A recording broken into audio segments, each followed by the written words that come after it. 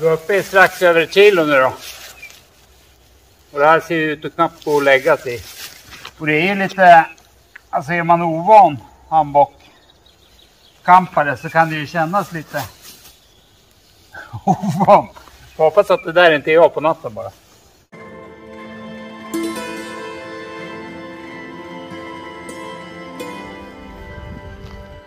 Fläkta skönt på sommaren. Blåser rätt igenom. Värre när det är kallt då. Då blir man ju nedkyld alltså. Nu är det skönt. Nackdel vid kyla. Och till och med min hund har lärt sig tycka om den. Hon somnar direkt nästan. Så fort man lägger sig i den. Så vi kollar på världens lättaste hammock. Den var den när jag köpte den i alla fall. Och mycket möjligt att det fortfarande är det då. Det här är en 240 grammar då, gasflaska. Det är samma storlek i stort sett. Den packar ju otroligt lite. Den väger 220 gram tror jag med komplett då.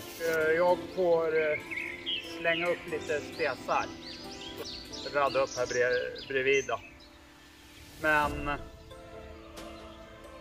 som sagt, den tar ju ingen plats. Den här kan man ha med sig. Du behöver inte ens sova i den. Du kan ha med den som en stol eller bara när du stannar på vandringsleden och tar igen det lite. Så liten är den då. Då ska man bara vila, använda den som fåtölj. Så är det bara att sätta sig längst ner på den.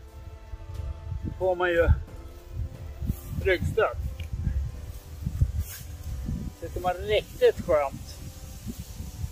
Långt mycket skönare än i de här stolarna som man stoppar liggunderlag i. Man sitter så här och gunga, fundera över livet. Och har man hund, får man inte glömma koppeltrycket.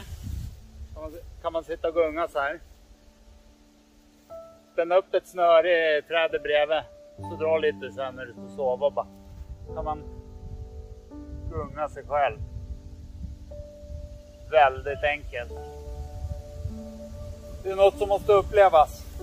Nu ska vi se hur det ser ut. Och jag är kanonnöjd med den. Men enligt spesarna så ska man vara upp till 180 lång tror jag för att det ska vara skönt då. Eller max 180 såklart. Så är det vid strapsen. Otroligt enkelt system det här. Det är både lätt och enkelt. Det här upphängningssystemet väger någonting på 77 gram tror jag. Så det är en bygel här. Och så en liten bygel här, aluminium. Så slår man runt bara träder. Här brukar vi göra det i midjehöjd. Lite högre om det är långt mellan träderna. Och sen drar jag den här igenom bara. Så där enkelt är det. Så tar jag den andra. Jag är likadan på det här trädet. Och det här är ju ganska kraftigt träd. Men den sväljer väldigt heta träd faktiskt. Vilket också är bra då.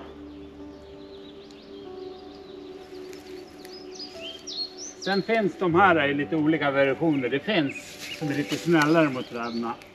Och de väger lite mer då. Men de väger lite mer, är lite bredare och snällare mot barken. Men så där, nu har jag gjort det där då. Då tar man påsen som allting är i. Baksidan av påsen. Det är också en aluminiumgrej. Och då tar man den här aluminiumgrejen. Och så är det en bild där. Vilken sida som ska vara mot trät. Så för man in den här bara. Tjoff. Så sitter den. Så det är löjligt enkelt. Och sen drar man ut den bara. Och så är det likadant på den här då.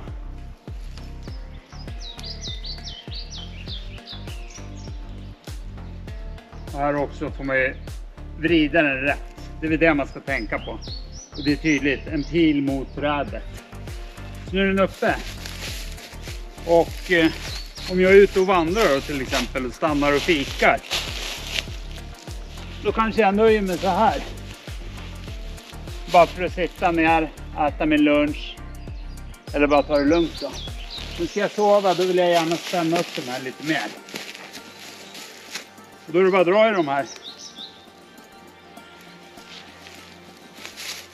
Så spänner man i handboken.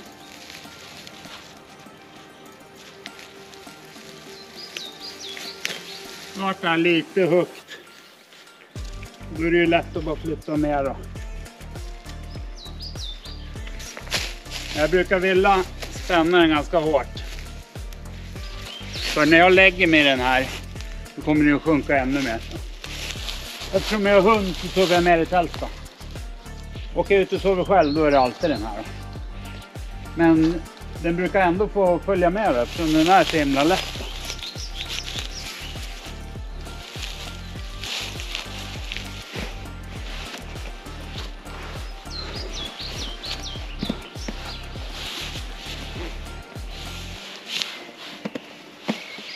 Sådär då. Otroligt skönt. Jag tycker verkligen om den. Och den tål 135 kilo så man kan ju lassa in en hel del i. Och det går inte att ligga på diagonalen i den som det gör i en del hängmattor då. För då kan du ju ligga nästan helt rakt då. Det är ju lättare när man vrider sig och grejer då. Så den här får man ligga lite banan i. Det är en av nackdelarna om man inte tycker om det. Men spänner man den hårt så funkar det. Och nackdel till då, det är väl att den är liten då. Är du längre än 1,80 då kanske man ska fundera. Och bredaxlad, det kanske också är ett problem. För den viker ju in sig lite runt axlarna och klämmer åt liksom. Man ska nog inte vara för stor, för bredaxlad, för lång. Det här är ju typ genomskinligt, det är som ett nät nästan. Det torkar sjukt fort. Blir det här blött så det räcker att den hänger i vinden lite. Sen är det torrt igen då. Men det är ingen sån här futures med myggnät och över och grejer. Det går ju förstås att köpa till dem. Men det är ingen som följer med. Så från början är det bara så här. Så under myggsäsongen själv har jag mygghuva då. Och sover utan myggnät över. Men det går ju såklart att köpa till då. Men då blir det tyngre helt plötsligt. Och självklart så dubblar ni ju som myggnät. Nu skojar jag inte, man kan ju tro att jag gör det, men det har jag haft när jag fiskar ibland. Jag ser jättebra igenom det. Det är det som är grejen, det är tunt, luftigt, håller myggen borta. En sak som ska tilläggas efter lite efterforskningar på både Instagram, Facebook och läst egna recensioner då, som jag själv inte har upplevt. Det är att det är ju stark bärighet i det där, 135 kilo, men skär och stickskador kan uppstå då. Skulle jag till exempel sätta den här lite för lågt ner och ha någon vass gren här och dra till, då kan den rivas upp helt enkelt. Och det verkar som att flera har varit med om det då.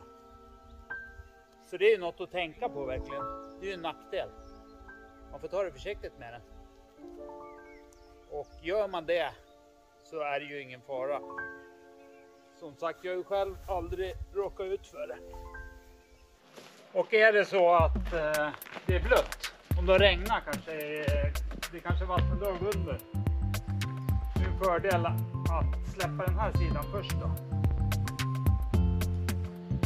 Du behöver igen lägga, inte handboken nöda vatten då. Om man inte tappar som jag gjorde det med. Då är det bara att måtta ihop den så här i luften.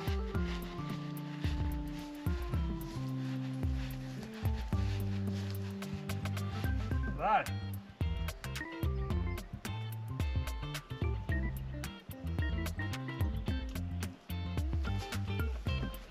Så behöver grejen att det blir blöta då. Och blir den det så torkar den ju som sagt otroligt snabbt. Men nackdelarna med den här är att den är liten. Den är verkligen gjord för att vara lätt, inte för att vara skön. Men jag tycker den är väldigt skön. Alltså hängmatta i sig är ju underbart. Och har man en större då kan det ju ligga på diagonalen kanske, om den är gjord så. och därmed ligga rakare och slippa den här banan. Man ligger ju i en böj. Man ska ju tycka om det. Det blir svårt att vrida sig och ligga på sidan och så med den här då. Men står man ut med det då, tycker jag den är, ja, jag tycker den är verkligen bra. Och i och med att den är så här liten som den är, så ja, tar den ju ingen plats i packningen. Så kan man ha den som vilostol bara. En liten boll, så den åker lätt ner i ryggan. Tar ingen plats alls.